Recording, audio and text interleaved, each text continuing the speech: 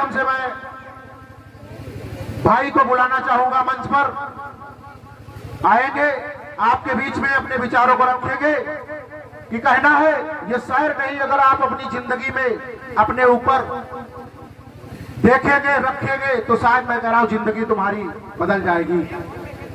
कि यहां से जाओगे तो जिंदगी बिखर जाएगी, कि यहां से जाओगे जिंदगी बिखर जाएगी। ये जुल्फे नहीं है जो बाबू संवर जाएंगी, अरे यहां से जाओगे तो जिंदगी बिखर जाएगी। ये जुल्फे नहीं है जो बाबू संवर जाएंगी। एक बार अपने संविधान को पढ़कर देख लो, आए मेरे दोस्तों, जिंदगी रोकर नहीं हंसकर गुजर जाएगी। चिंता नहीं हो सकती। बात है, मैं जिस तरीके से युवाओं को आज मैंने देखा कि वो एक कतार में हरदोई शहर से लेके और आपके इस गांव तक इस भीम आर्मी की यात्रा को, इस तिरंगा यात्रा को जिस सफलतापूर्वक तरीके से इन्होंने संपन्न कराई, इसके लिए आप सभी लोगों को बहुत बहुत बधाई। कुलदीप भैया जिंदाबाद, जिंदाबाद, जिंदाबाद। कुलदीप भैया तुम संघर्ष करो, हम तुम्हारे साथ हैं। कुलदीप भैया तुम संघर्ष करो, हम तुम्हारे साथ हैं। साथियों, जब रास्ते में था तो बहुत मन खुश था, फिर आपकी भीड़ देखी तो और मन खुश हुआ। लगा कि जो भीम आर्मी का तंबू हम हरदोई में गाड़ना चाहते हैं, उसके खंभे आपने गाड़ दिए।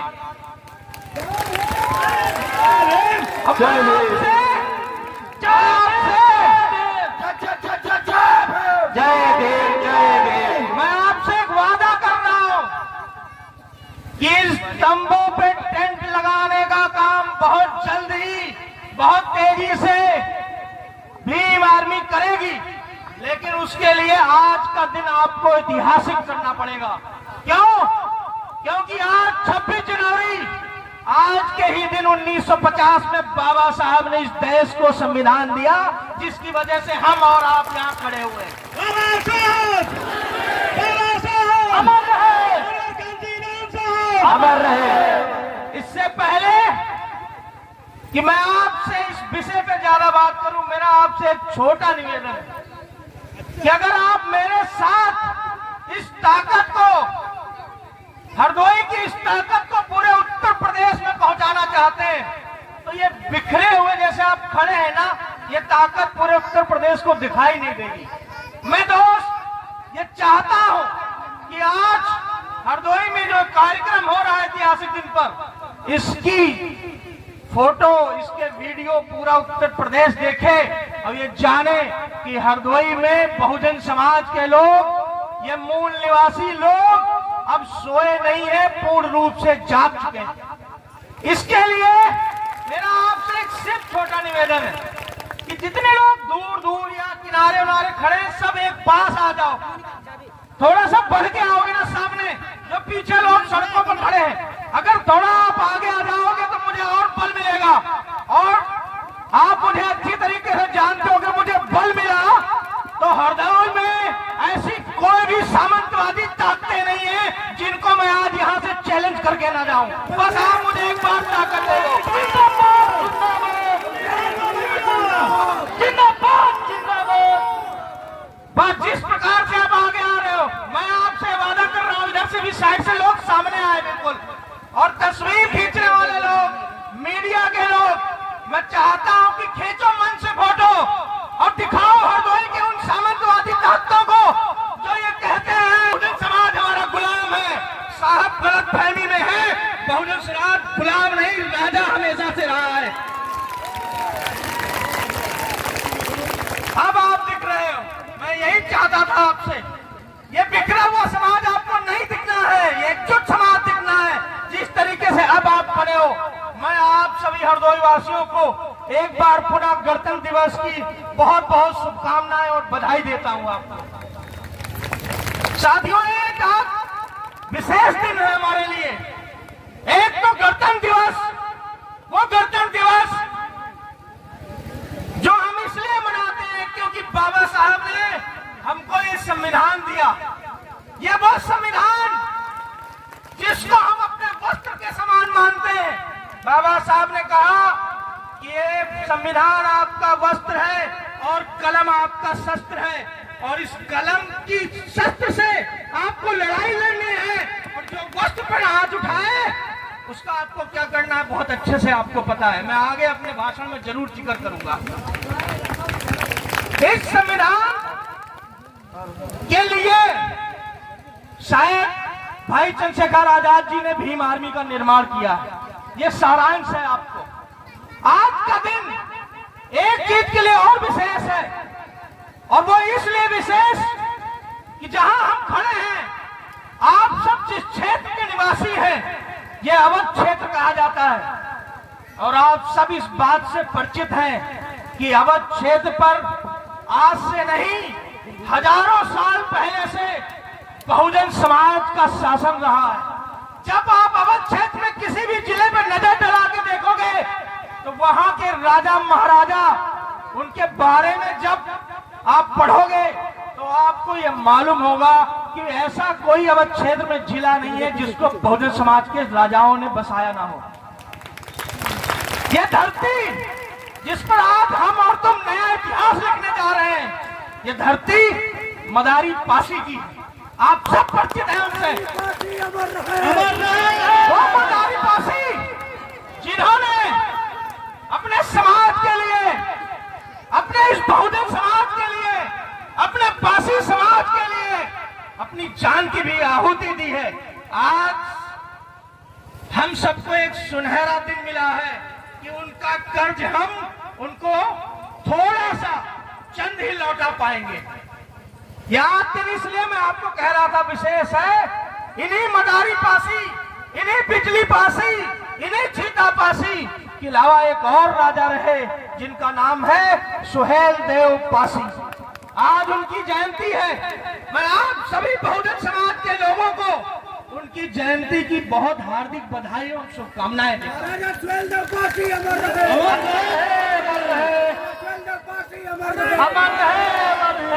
मुझे सुहेल देव पासी जी के बारे में बताने की जरूरत नहीं, क्योंकि जब हरदोई का कोई इतिहास पढ़ता है तो मुझे मालूम है कि यहाँ के बहुजन समाज में बहुत बल है।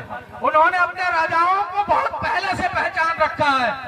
जब शायद ये देश मदारी पासी को, ये देश छीता पासी को, ये देश लाखन पासी को, ये देश सुहेल देव पासी को नहीं जान रहा था, उस समय हरदोई के लोगों ने, सीतापुर के लोगों ने, बहराइच के लोगों ने, लखनऊ के लोगों ने पूरे देश को बताने का काम किया कि ये राजा कौन थे। और मैं बड़ा गर्वान महसूस करता हूं अपने आप को। लोग कहते हैं तुम में इतनी शक्ति कहां से आती, तो मैं यही कहता हूं कि ये शक्ति हम में आती नहीं, ये दैविक शक्ति नहीं है, ये खून में है हमारे। क्योंकि हम उनके वंशज हैं जिन्होंने अपनी तलवारों पे बड़े बड़े सिकंदरों के तख्त बदले हैं। जब भी आप इतिहास पढ़ोगे तो हमारे राजाओं की तलवार इतनी भारी थी कि आप जो तुम्हारे क्षेत्र के जो टुटपुटिये नेता हैं, वो तुमको जो धमकाने की बात करते हैं, अगर उनसे कह दो कि महाराजा सुहेल देव पासी की तलवार उठा के देखो तो पैजामा खुल जाएगा उनका। हम वो लोग हैं जिनके खून में शुद्धता है।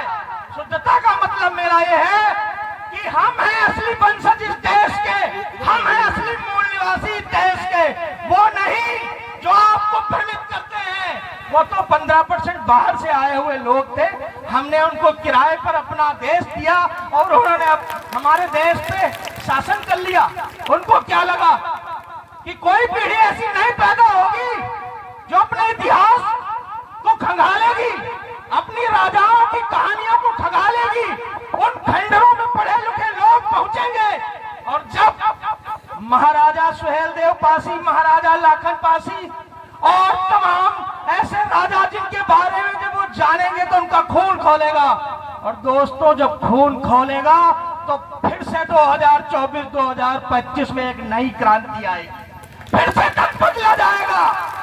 जो राजा ये समझते हैं, मैंने अभी आपसे कहा कि हमारे पूर्वजों ने तलवार की नोक पर बड़े बड़े सिकंदरों को इस देश से भगाया है, तो आप सोचो ये इस समय आपके देश में ईवीएम की धोखाधड़ी से करके बैठे गद्दी पर नेता क्या इतने ताकतवर हैं कि आपके एक हुंकार को संभाल पाएंगे? नहीं संभाल पाएंगे। लेकिन दिक्कत बस एक है कि हम अलग अलग भागों में बटे हैं। हमारा खून कहीं ना कहीं ठंडा पड़ गया है। हमारा खून ये सोच रहा है कि अगर हम 2 वक्त की रोटी खा ले रहे हैं तो सब कुछ सही चल रहा है। नहीं सही चल रहा। अगर सब सही चल रहा होता तो मैं डॉक्टर कुलदीप भार्गव कहीं मैं भी नौकरी कर रहा होता और अपने परिवार का लालन पोषण कर रहा होता। लेकिन मुझे लगा कि 2 वक्त की अच्छी रोटी खा लेना, बदन पर अच्छे कपड़े पहन लेना, गाड़ी खरीद लेना, बड़ा मकान बना लेना, ये जीवन नहीं है। जीवन तो तब है जब तुम्हारे मरने के बाद भी तुमको 200 साल याद रखा जाए। कुलदीप भैया जिंदाबाद,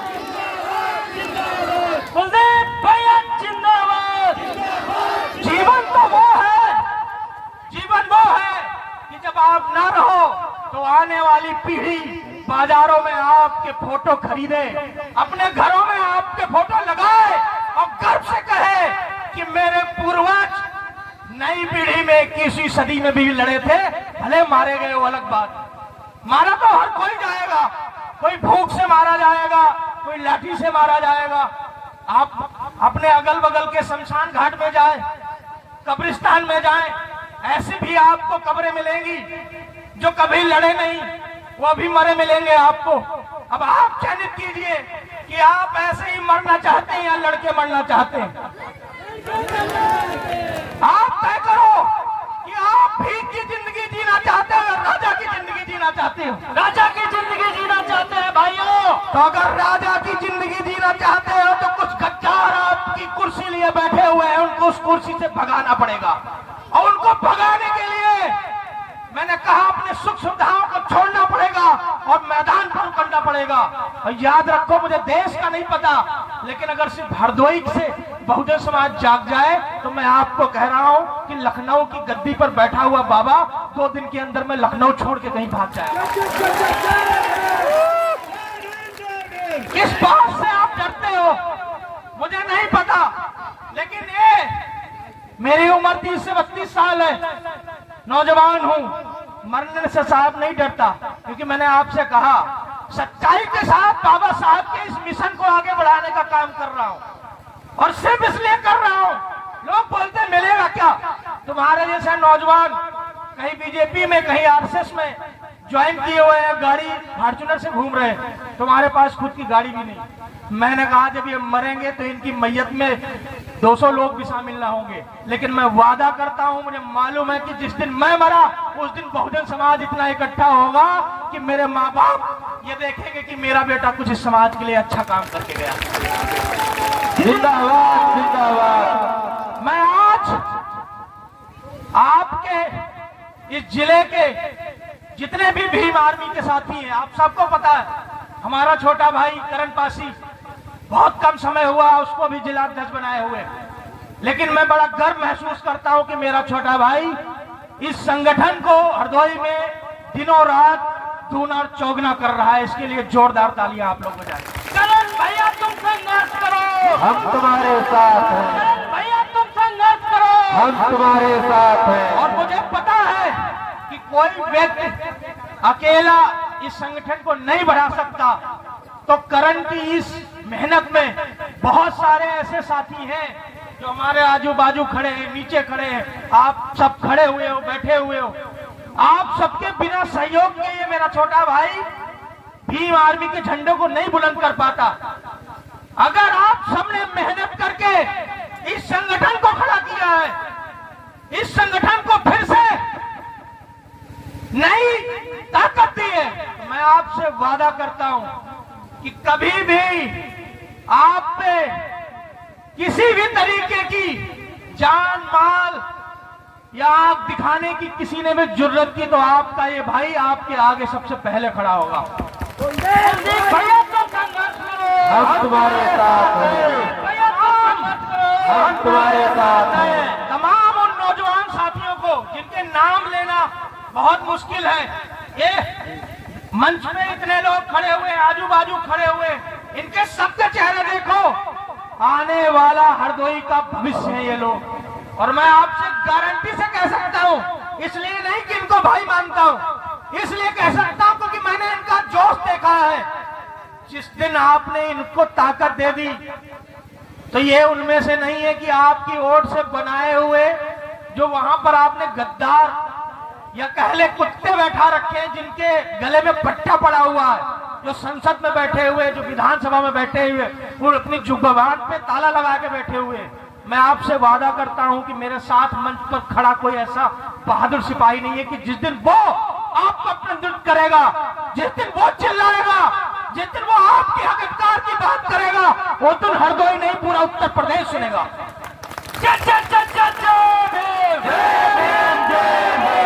इस बात की सिर्फ आप कल्पना ऐसे करो, आज आप जब टीवी खोलते हो तो आपकी विधानसभा में, आपकी लोकसभा में बहुजन समाज का कोई भी एक नेता ऐसा नहीं है जिसको सुनने के लिए आप टीवी खोलते हो।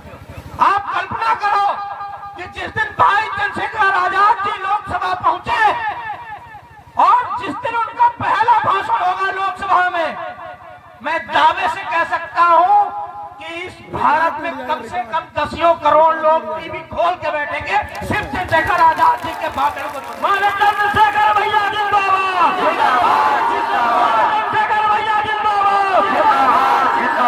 और वो इसलिए सुनने को बैठेंगे क्योंकि उनको भाई चंद्रशेखर आजाद जी से आस है, उनको आशा है कि ये व्यक्ति जब संसद पहुंचेगा तो किसी की नोटों से बिकेगा नहीं, किसी की धमकियों से डरेगा नहीं, किसी ईडी सीबीआई से डरेगा नहीं।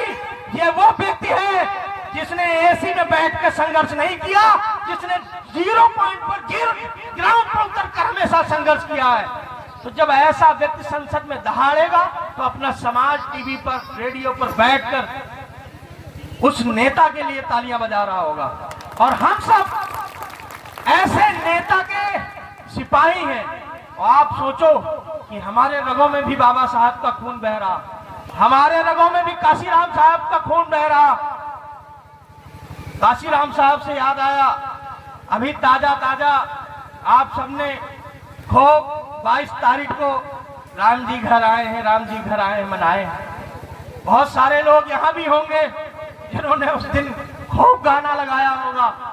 मैं आपसे बहुत सिंपल भाषा में एक चीज समझाना चाहता हूं, भीम आर्मी के साथियों को भी समझाना दिया।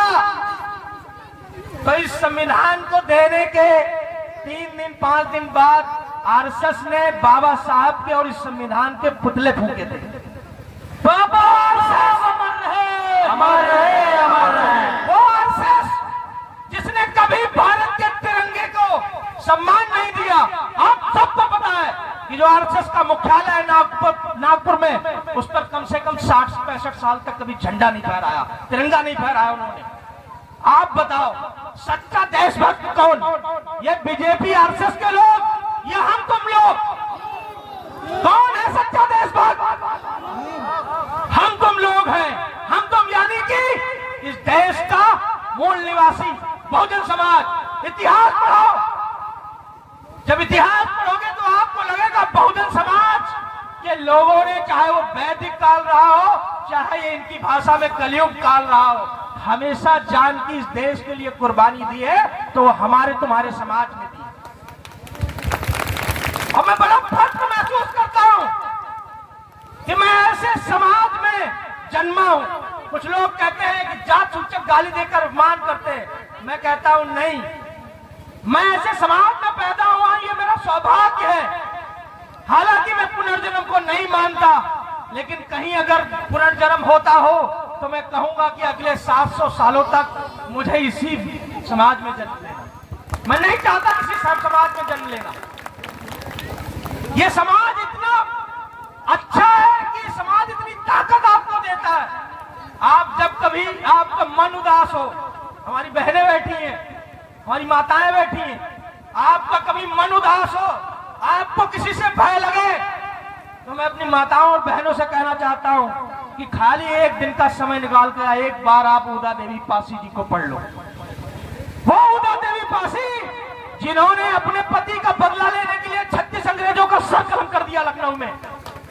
जब कभी आपका मन उदास हो,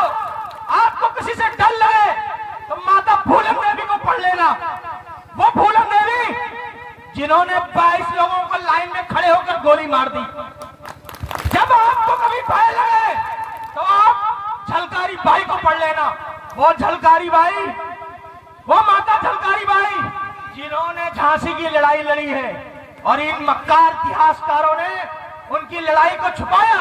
आप सबको पता है कि माता झलकारी बाई ने रानी लक्ष्मीबाई, जिनको आप बचपन से पढ़ते आए हो, उनकी पूरी लड़ाई लड़ी। लक्ष्मीबाई बनकर माता झलकारी बाई ने पूरी लड़ाई लड़ी। इन इतिहासकारों को यह मालूम था कि इनके वंशज कभी जान ही ना पाएंगे, लेकिन मैंने कहा कि जब ये दौर आया, पढ़ा लिखा लोग आए, हमारे जैसे लोग आए, करण के जैसे लोग आए, आपके जैसे लोग आए, तो इन्होंने खंगाल लिया। मैं अपने भाइयों से भी कहना चाहता हूं जो युवा है, अगर आपको कभी मौत से डर लगे तो एक दिन का समय निकालकर एक बार आप भगत सिंह को पढ़ो। जब आप भगत सिंह को पढ़ोगे तो पाओगे एक नौजवान जो 23 साल की उम्र में फांसी के फंदे पर हंसते हंसते जुड़ गया अपने इस देश के लिए। जब आपको कभी भय लगे तो एक शख्स उधम सिंह है, वो सरदार उधम सिंह, जिन्होंने अपने देश के लिए, अपने गद्दारों का बदला लेने के लिए लंदन जाकर जनरल डायर के सीने में गोली मारने का काम किया था। सरदार उधम सिंह अमर रहे, अमर रहे, अमर रहे। मैं इसीलिए कहता हूं कि मैं बड़ा गर्व महसूस करता हूं कि मैं सरदार उधम सिंह के उस समाज से आता हूं। मेरे भी इन रगों में सरदार उधम सिंह का खून बह रहा है, माता फूलन देवी का खून बह रहा है, माता उता देवी पासी का खून बह रहा है। कि आपके राजाओं महाराजाओं ने, आपके बहुत सारे महापुरुषों ने आपके लिए, हमारे लिए उस समय में अपना बलिदान दिया, इसलिए सिर्फ कि आने वाली पीढ़ी, मतलब यानी कि हम तुम जब पैदा हो तो गुलाम ना पैदा हो। लेकिन मैं जब आज अपने समाज को देखता हूं तो आज भी ये समाज विभीषण की तरह कुछ ऐसे लोग हैं जिनको कुछ अच्छी मलाई मिल जा रही है, वो अपने समाज का ही गला काटने का काम कर रहे हैं। सावधान रहिए उनसे। ये उसी प्रकार है जिस प्रकार एक कुल्हाड़ी होती है, और कुल्हाड़ी में जो हत्था लगा होता है वो लकड़ी का होता है, और वो कुल्हाड़ी पेड़ को काटने का काम करती है। पेड़ का ही अंश होकर पेड़ को काटने का काम कर रही। ऐसे ही कुछ नेता, कुछ गद्दार आपके बीच में भी हैं जो समय समय पर आपके वोट लेने का काम करते हैं। आपको नशे का, आपको पैसे का आदी बना के आपके नोट से जब वो राजा बन जाते हैं तो फिर आपको वो जमीन के नीचे बैठते हैं। फिर जब आप घटनाओं पे नजर डालोगे तो आपको ऐसी घटनाएं नजर आएंगी कि कहीं पर जूते में पानी डालकर दलितों को पिलाया गया, कहीं पर थूक चटाया गया, कहीं पर हाथ पैर काट लिए गए, कहीं पर पेशाब कर दिया गया। मैं सोचता हूं कि नहीं, इसके लिए कहीं ना कहीं हम तुम दोषी हैं। क्योंकि क्या तुम इतने बुद्धिल हो कि तुम पे कोई पेशाब कर जाएगा और वो अपने घर वापस लौट जाएगा? क्या ऐसा संभव है? मैं ये समझता हूं कि ऐसे पेशाब करने वाला तो वापस घर नहीं जाना चाहिए। और मैं आपको ताकत दे रहा हूं कि जिस दिन हरदोई में भीम आर्मी का झंडा इतना बुलंद हो गया कि दसियों हजार की संख्या में आप रोड पर उतर गए, तो आप पेशाब करने वालों को तो छोड़िए, उसके घर में कम से कम 3-4 पुर्तों तक संतानें नहीं पैदा होने देंगे। ये आपसे वादा करता हूं। भीम आर्मी जिंदाबाद, घर तक मैसेज पहुंचाना उन तक जो आपको डराने का काम करते हैं। उनको बताना कि आज हरदोई में एक कार्यक्रम हुआ, वहां भीम आर्मी के लोग आए थे, और वो भीम आर्मी के लोग नेता नहीं थे। वो कौन थे? योद्धा थे। कौन थे? योद्धा, नेता नहीं, योद्धा।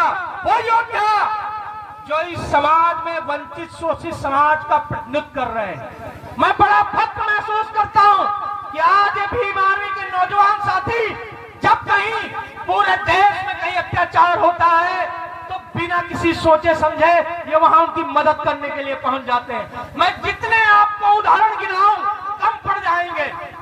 कोई भी देश में ऐसी घटना नहीं है। जब जब बहुजन समाज पे अत्याचार हुआ है तब तब भाई चंद्रशेखर आजाद जी और भाई विनय रतन सिंह जी और भीम आर्मी आजाद समाज पार्टी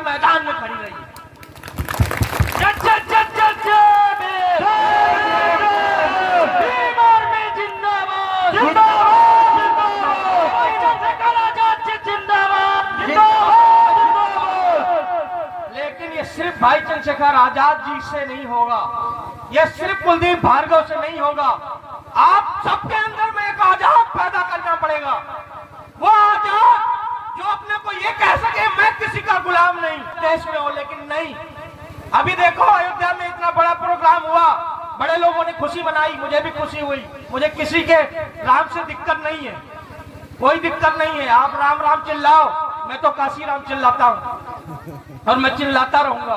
लेकिन मुझे दिक्कत इस बात से है कि राम आए अच्छा हुआ, लेकिन राम के चैनलों पर जाओगे तो आपको वो घटनाएं दिखेंगी, वो झुग्गी झोपड़ियां हटाते हुए बुलडोजर दिखेंगे। तुमको राम आने में खुशी है कि मेरे समाज की झुग्गी झोपड़ियां तोड़ी गई। मैं इसलिए रोया उस दिन कि जब मैंने देखा वीडियो कि तमाम ऐसे मुसलमान भाई लोग जो बेघर कर दिए, तो आपको लगता है कि गरीबी छुप जाएगी, नहीं छुपेगी। बहुत लोग कहते हैं भाजपा के लोग कि मोदी जी बड़े अच्छे हैं, उन्होंने 5 किलो राशन का इंतजाम कर दिया, और वो बड़े बड़े बैनर भी लगाते हैं कि उत्तर प्रदेश में 2 करोड़ लोगों को निःशुल्क राशन बांटा जा रहा है। यह आपके लिए गर्व होगा, मेरे लिए शर्मिंदगी है कि आज भी मेरे प्रदेश में 2 करोड़ लोग गरीब हैं जो वो 5 किलो राशन लेने को मजबूर है। मैं नहीं चाहता, नहीं चाहिए आपको 5 किलो राशन। हमारे खेत क्या कम है, हमारे हाथ क्या कट गए हैं, हम फिर से जागेंगे, फिर से अपने खेतों में अनाज पैदा करेंगे। ले जाओ अपना ये अनाज वापस, तुम्हारी भीख नहीं चाहिए, क्योंकि तुम आज भीख दोगे तो ये भीख से तुम हमें अपंग बना रहे हो। जब ये हमसे पुरानी पीढ़ी, जिनको हम आज बाबा कह रहे हैं, जो पिताजी लोग हैं, इनसे आप पूछो, इनके हाथ इतने मजबूत है कि 1 बीघा खेत एक कुदाल से आज भी गोड़ सकते हैं। लेकिन मेरे नौजवान लोगों को आज कायर बना दिया गया। उनसे अगर एक पुनिया कह दोगे गोड़ने के लिए तो नहीं गोड़ पाएंगे, क्योंकि उनको फ्री का अनाज देने का लालच दे दिया गया। और मैं आपसे कहता हूं कि अगर कोई मुझसे ये कहे कि जब तुम मरोगे तो उससे पहले अपने इस देश के लिए, अपने समाज के लिए क्या लिख के जाना चाहते हो, तो मैं कोई किताब लिख के नहीं जाना चाहता, मैं सिर्फ एक लाइन लिख के जाना चाहता हूं कि हे मेरे बहुजन समाज के लोगों, यह याद रखना कि आपको भोजन कभी मुफ्त में नहीं मिलेगा। और जिस दिन तुमको यह याद रहा कि भोजन मुफ्त में नहीं मिलेगा, तो उस भोजन के लिए तुम प्रयास करोगे, उस भोजन के लिए तुम लड़ाई लड़ोगे। और जब लड़ाई लड़ोगे तो तुम्हारी आने वाली पीढ़ियां किसी के किसी के आगे हाथ नहीं फैलाएंगी। तुम्हारी घर की बेटियां, तुम्हारी घर की बहनें किसी गोटेदार के घर के बाहर में 5 किलो अनाज लेने के लिए लाइन नहीं लगाएंगी। मैं सिर्फ आपको यह लिख के देना चाहता हूं, यह सत्य है। अगर आपको यकीन नहीं होता तो मैं आपको एक छोटी कहानी बताना चाहता हूं। एक जंगल था, जंगल में एक चिड़िया थी। वो चिड़िया बहुत अच्छा गाना गाती थी, गाना गा गा के और कीड़े मकोड़े हमेशा एकत्रित करती थी, अपना पेट भरती थी। एक दिन एक किसान उसी जंगल के रास्ते से निकला। किसान अपने टोकरी में कुछ कीड़े मकोड़े लेकर बाजार जा रहा था। चिड़िया ने, ध्यान से सुनना माताएं बहनें खास तौर पर, कि चिड़िया ने कहा तुमको बाजार जाने की क्या जरूरत, ये कीड़े मकोड़े हमको दे दो, मैं तुमको पंख दे रही हूं। किसान ने कहा सही है, मेरी मेहनत बच जाएगी। उसने कीड़े मकोड़े चिड़िया को दिए, चिड़िया ने अपना एक पंख उखाड़ के उसको दे दिया। यह सिलसिला रोज का चालू था।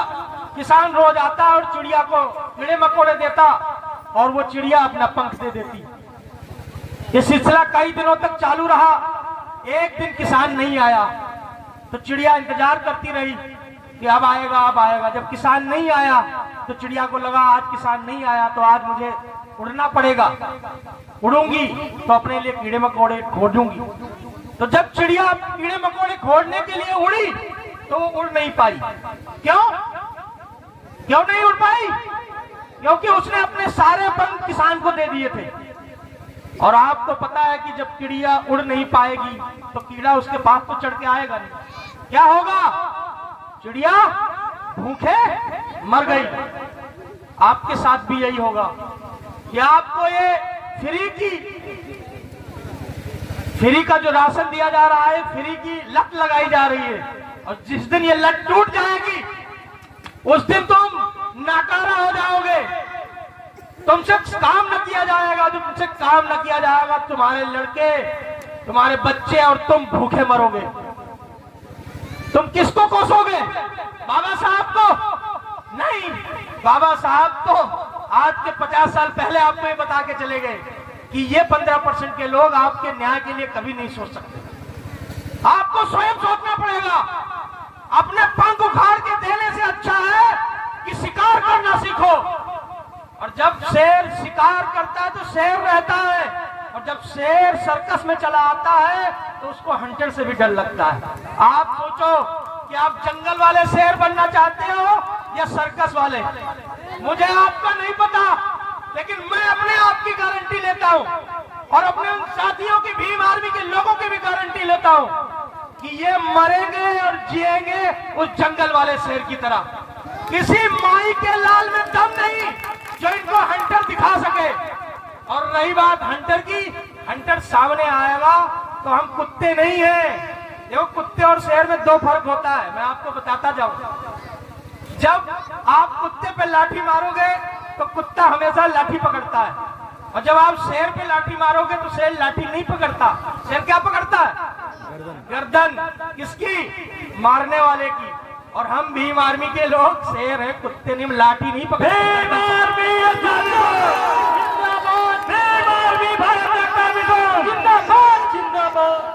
ये मैं आपको बताना चाहता हूं नौजवान साथियों को। देखो, अच्छा पढ़ लिख के अच्छा कमा लेना आपके लिए जिंदगी है तो आपको जिंदगी मुबारक। लेकिन मैं आपको गारंटी दे रहा हूं दोस्त कि जिस दिन आप इस देश में नहीं रहे, आपको 3 कोस वाला बाद वाला गांव वाले लोग भी आपको नहीं पहचानेंगे। बताओ, मैं झूठ कह रहा हूं? आज मर जाओ, बगल के गांव वाले नहीं जान पाएंगे कि तुम मरे। लेकिन मैं गारंटी ले रहा हूं आपको। आप सोच रहे, वीडियो देखना, जो लोग नौजवान वीडियो चलाते हो, कि जब बाबा साहब की अंतिम यात्रा हुई तो इस देश की सबसे बड़ी अंतिम यात्रा हुई। इतने लोग उसमें शामिल हुए थे कि जगह नहीं रह गई। आप अपने जीवन में सिर्फ इतना प्रयास करना कि जब आप मरो तो नहीं करोड़ों लोग तो कम से कम आपके आसपास के लोग आपकी अंतिम यात्रा में जरूर शामिल हों। और ये सत्य है। देखो, मैं बड़े बड़े मंचों से कहता हूं कि मैंने जन्म लिया, और मेरे जन्म लेने पर कितने लोग आए मेरे हाथ में नहीं था, लेकिन मैं जब मरूंगा उसमें कितने लोग शामिल होंगे ये मेरे हाथ में है। जन्म लेना मेरे हाथ में नहीं था, लेकिन कैसे मरना ये मेरे हाथ में है, और ये मैं सुनिश्चित करके जाऊंगा कि कितने लोग हमारी अंतिम यात्रा में आए। आप भी ऐसा ही करो। इस समाज के लिए एक छोटा सा काम करके जाओ। ये समाज जब आप जिंदा रहोगे तो कभी आपको नहीं पूजेगा, लेकिन साथियों जब आप नहीं रहोगे तो आपकी मूर्तियां बनवाएगा अपने गांव में। आप जाओ आज अपने घरों में, बहुजन समाज के, आपको बाबा साहब की फोटो मिलेगी, संत गाडगे की फोटो मिलेगी, झलकारी बाई की फोटो मिलेगी, काशीराम साहब की फोटो मिलेगी। ये कौन लोग हैं? ये अरबपति लोग हैं क्या? करोड़पति लोग हैं? ये मुख्यमंत्री रहे? माननीय काशीराम साहब कहीं के मुख्यमंत्री रहे थे क्या? नहीं ना। आप सोचो, उन्होंने इस देश के लिए, समाज के लिए काम किया। और ये सत्य है कि अगर आपने सच्चाई के साथ इस मिशन को आगे बढ़ाने का काम किया तो ये समाज आपके न रहने के बाद आपको सराखों पर बैठा लेगा। ये हमारा आपसे वादा।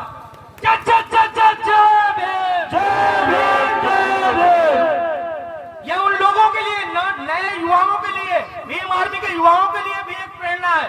वो कहते हैं अक्सर कि भैया जब हम क्षेत्र में जाते हैं तो लोग हमारी टांग खींचते हैं, लोग हमारा मजाक उड़ाते हैं, लोग हमको आगे नहीं बढ़ने देते, लोग हमको गाली देते हैं। तो मैं आपसे सिर्फ इतना कहना चाहता हूं कि जब बाबा साहब भी समाज की लड़ाई लड़ रहे थे तो कुछ ऐसे ही समाज के गद्दार बाबा साहब को भी गाली दे रहे थे। लेकिन आज आपको पता है कि इस देश में ऐसा महानायक जिसकी जब जयंती 14 अप्रैल को आती है तो कम से कम 1 महीना जयंती मनाई जाती है। एक ऐसा महानायक जो सिर्फ भारत में नहीं, भारत जैसे तमाम देशों में पूजा जाता है। एक ऐसा नायक जिसकी सिर्फ भारत देश की यूनिवर्सिटियों में नहीं, विदेश की यूनिवर्सिटियों में भी स्टेचू लगे हुए। तो आप सोचो, जब उनका इतना विरोध हुआ तो अगर आज आपका भी विरोध हो रहा है, इसका मतलब साफ है कि आप बाबा साहब के दिखाए हुए पर चिन्हों पर चलने का काम कर रहे हैं। जब आपकी बुराई होने लगे, जब आपकी टांग पकड़कर खींची जाने लगे, तो आप समझ जाना कि आप सही दिशा में चल रहे हो। बहुत लोग ऐसे भी हैं नौजवान जो कहते हैं भैया मैं 4 साल से काम कर रहा हूं लेकिन कुछ बदला नहीं। मैं आपसे फिर कहता हूं कि बहुत जल्द मिली हुई सफलता नहीं होती। आप मुझे नहीं पता, एक व्यक्ति है उसके बारे में अगर मैं आपको बताऊं, कभी समय मिले तो पढ़ना। 21 साल की उम्र में उस व्यक्ति ने एक चुनाव लड़ा, वो व्यक्ति हार गया। 22 साल की उम्र में उस व्यक्ति ने अपना बिजनेस शुरू किया, उसका बिजनेस फ्लॉप हो गया। 27 साल की उम्र में फिर वो चुनाव लड़ा, फिर चुनाव हारा। 30 साल की उम्र में फिर चुनाव लड़ा, फिर हारा। ऐसे करते करते 36 साल की उम्र तक बराबर प्रयास करता रहा, व्यक्ति हारता रहा। और पता है वो व्यक्ति जिसके बारे में आपसे मैं चर्चा कर रहा हूं, किस व्यक्ति की बात कर रहा हूं, उसका नाम अब्राहम लिंकन था। आप सब लोग बहुत अच्छे जानते हैं। जब उनका इतिहास पढ़ोगे, 36 साल की उम्र तक वो बराबर चुनाव हारते रहे, व्यवसाय में विफल होते रहे, लेकिन पूरा विश्व जानता है कि अब्राहम लिंकन फिर अमेरिका के राष्ट्रपति हुए। वो व्यक्ति जो अपनी हार से कभी नहीं हारा। बचपन में सब जितने छोटे भाई मेरे बैठे हुए सबने पढ़ा थॉमस एडिसन के बारे में। थॉमस एडिसन ने इस एक बल्ब को बनाने के लिए 100 बार आविष्कार किया, 100 बार, और 100 बार वो बार बार विफल होता गया, लेकिन कभी हार नहीं मानी। आज हम तुम सब उसी उजाले में बैठते हैं। अगर थॉमस एडिसन हार गया होता तो तुम आज शायद जब सूरज डूब जाता तो अंधेरे में डूब जाते। हमको तुमको इन लोगों से सीख लेनी है कि जब जब हार सामने खड़ी होगी तो फौलादी सीना करके और तगड़े से सामना करना, और ये प्रयास करना कि इस हार के बाद में तुम्हारी जीत आगे खड़ी है। जब जब बुराई करने वाला तुम्हारे सामने आए तो ये तुम समझ लेना कि इसके पीछे अच्छे लोग खड़े हुए हैं। बस इसको आप पार कर जाओगे तो अच्छे लोगों से मिल जाओगे। हिम्मत हारोगे तो टूट जाओगे तो आपको हारने वालों में लिखा जाएगा। मैंने कहा 100 साल की जिंदगी से 20 साल 25 साल की उम्र अच्छी है। 25 साल की उम्र में अगर आप अपने समाज के लिए, अपने देश के लिए जान की आहुति भी दे देते हो तो ये समाज आपको पढ़ेगा, ये समाज आपके लिए लिखेगा। इस हरदोई के और इस ग्राम के जितने भी लोग हैं, मेरी अपील है छोटी सी कि इस कार्यक्रम को यहीं तक सीमित मत रखिएगा। आसपास के लोगों को जागृत करो और ये करण और इनकी टीम को वहां तक पहुंचाओ। ये लोग वहां तक जाएंगे, बाबा साहब के मिशन को घर घर ले जाएंगे, भाई चंद्रशेखर आजाद जी के बारे में उनको बताएंगे। और आपको इस बात की जानकर बड़ी खुशी है, मैं आपको बताऊं, बड़े पढ़े लिखे लोग जानते हैं कि इस देश में जो चंद्रशेखर भाई को सीरियस नहीं ले रहे हैं ना, वो बेवकूफ मेरी समझ में।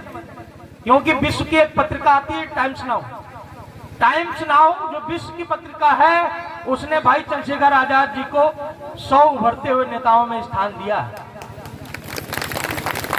इसका मतलब है विश्व ये समझ गया है कि भारत देश में एक ऐसा नेता पैदा हो गया है जो अपने नाम के पीछे जब आजाद लगाता है तो इस देश के करोड़ों युवा अपने पीछे आजाद लिख देते हैं। वो व्यक्ति जब अपने नाम के पीछे में रावण लिख देता है तो इस देश के लोग बड़े गर्व से साथ कहते हैं मैं राम नहीं, मैं रावण ही अच्छा हूं। एक ऐसा व्यक्ति जो जहां धरने पे बैठ जाता है, लाखों लोग रातों रात वहां पर पहुंच जाते हैं।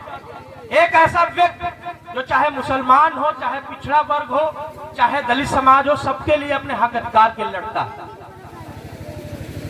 मैं आपसे अपील करना चाहता हूं आज हरदोई से, इस समी से, कि आप लोग इस भीम आर्मी के झंडे को जितना हो सके बुलंद करिए। इसमें बड़ी ताकत है। जिस दिन आपने भीम आर्मी का झंडा अपने घर के आगे लगा दिया, उस दिन मैं आपसे कह रहा हूं कोई भी मनुवादी नाम की साया आपके घर के आसपास भी भटकेगी नहीं। ये मेरा आपसे वादा है। भीम आर्मी जिंदाबाद, जिंदाबाद, जिंदाबाद। और अपने महापुरुषों को, नौजवानों से मैं अपील करता हूं कि देखो, कोई भी व्यक्ति जन्म से क्रांतिकारी नहीं होता। जब आपकी किसी की बात अच्छी लग जाएगी, जब आपको कोई किताब अच्छी लग जाएगी, जब आप किसी के बारे में अच्छा पढ़ लोगे, उस दिन आपकी विचारधारा बदल जाएगी। मानवल काशीराम साहब बचपन से बाबा साहब को नहीं जानते थे, उनको भी 33-34 साल की उम्र में पता चला बाबा साहब के बारे में। और आज पता है उन्होंने क्या किया, बाबा साहब की उस कारवा को पूरे उत्तर प्रदेश और नॉर्थ इंडिया में उन्होंने घर घर पहुंचा दिया। उनकी वजह से बहुजन समाज उत्तर प्रदेश में 4-4 बार शासक बन गया। मैं आपसे फिर कहता हूं, बाबा साहब के उस मिशन को रोकने मत दीजिए। बांध लीजिए नीला गमछा जो आपके गलों में है। इस नीले गमछे में बड़ी ताकत है साहब, कम लोगों को पता होगा, लेकिन नीला गमछा डाल के आप किसी भी थाने में चले जाओ, दरोगा भी खड़ा हो जाता है। आपकी उम्र नहीं देखता, कभी हो तो आजमा लेना। और आपकी एक फोन कॉल और आपके पीछे खाली ये, भले आपका नाम नरेश हो, रामू हो, श्यामू हो, लेकिन आप खाली ये लगा दो कि भीम आर्मी का गमछा डाल के, बढ़िया चश्मा लगा के शान से चलते हैं। और पीछे अभी मैं जब आ रहा था लोग गाने बजा रहे थे, गाना गाते गाते आज कम से कम मेरे हिसाब से 30-40 कितनी दूर हरदोई यहाँ से 15 किलोमीटर का सफर तय किया। बहुत ऐसे साथी, ये मेरा भाई, तमाम ऐसे साथी मेरे पीछे खड़े हुए, ये लोग गाड़ी में कहीं बैठे ही नहीं, पैदल ही आ रहे। ये इनका जुनून है, ये हमारे भाई पत्रकार हैं। मैं इनके जुनून को देखता हूं तो मैं बहुत सलाम करता हूं। अगर ये पैसा कमाना चाहते तो ये इनका ललाई दस्तक वाला चैनल है, ये ललाई दस्तक की जगह पर यहाँ पर मनवादी कोई नाम दे देते, अब तक पैसा खूब कमा लेते। लेकिन ये पैसा नहीं कमाना चाहते, ये बाबा साहब के मिशन को आप तक पहुंचाना चाहते हैं। इनको मालूम है कि जब इस देश में पत्रकार बिक गए हैं, पत्रकार भले बिक गए हो, लेकिन बहुजन समाज के अभी सारे ऐसे पत्रकार जो खड़े हुए हैं, देखो ये सत्य शोधक के RS राज जी हैं, बहुत सारे ऐसे लोग हैं जिनके बारे में मैं बताना भूल गया। हमारे बीच में मंडल के संयोजक हैं भाई शैलेंद्र राजवंशी जी, मैं चाहता हूं इधर खड़े होकर आप लोग जोरदार इनके लिए तालियां बजाएं। ये वो व्यक्ति जिन्होंने लखनऊ के मंडल में, चाहे वो सीतापुर हो, लखनऊ हो, आपका हरदोई हो, रायबरेली